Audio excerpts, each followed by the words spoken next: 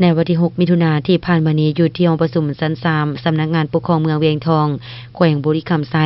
ห้องการทรัพยากรธรรมชาติและสิ่งแวดล้อมเมืองได้จัดพิธีเฉลิมฉลองวันสิ่งแวดล้อมโลกและวันสิ่งแวดล้อมแห่งชาติ5 มิถุนายนโดยเป็นเกียรติเข้าร่วมพิธีของทานทองฤทธิ์สิทธิอัมพารักษาการห้องเจ้าเมืองมีการนำของเมืองพร้อมพนักงานราชการและอำนาจการปกครองบ้านใหญ่นำอย่างเข้าร่วมอย่างพร้อมเพรียง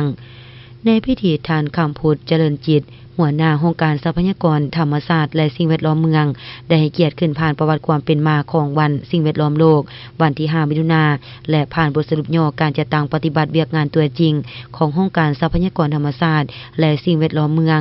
จากนั้นท่านทองฤทธิ์สิทธิอัมพารักษาการห้องเจ้าเมืองได้ให้เกียรติพันศาลของท่านนายกรัฐมนตรีในการเฉลิมฉลองวันสิ่งแวดล้อมโลกและวันสิ่งแวดล้อมแห่งชาติ 5 มิถุนายน 2025ที่ได้หมุนเวียนมาครบรอบ52 ปีและวันสิ่งแวดล้อมแห่งชาติครบรอบ26 ปีของสาธารณรัฐประชาธิปไตยประชาชนลาวโดยถือเอาวันสำคัญดังกล่าวเป็นการปลูกจิตสำนึกและทั้งเป็นการปลุกระดมให้ประชาชนลาวบ่ดาเผา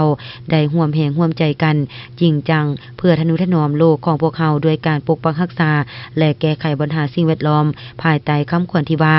โลกมีเพียงหนึ่งเดียวเนื้อในสาได้เรียกร้องมายังประชาชนลาวทั้งชาติองค์การจัดตั้งสากลองค์การจัดตั้งทางสังคมผู้ประกอบการต่างๆภายในประเทศและต่างประเทศร่วมแรงร่วมใจปกปักรักษาสิ่งแวดล้อมโดยการหันเปลี่ยนพฤติกรรมและจินตนาการจากการพัฒนาที่ทำลายสิ่งแวดล้อมมาเป็นการพัฒนาที่เป็นมิตรต่อสิ่งแวดล้อมเพื่อให้มีความยืนยงและยาวนานจากนั้นผู้เข้าร่วมยังได้พร้อมกันสร้างกิจกรรมเก็บขี้เหงื่อรอตามเส้นทางอ้อมข้างห้องว่าการเมืองและตามเส้นทาง1 ดีในเทศบาลเมืองตื่มอีก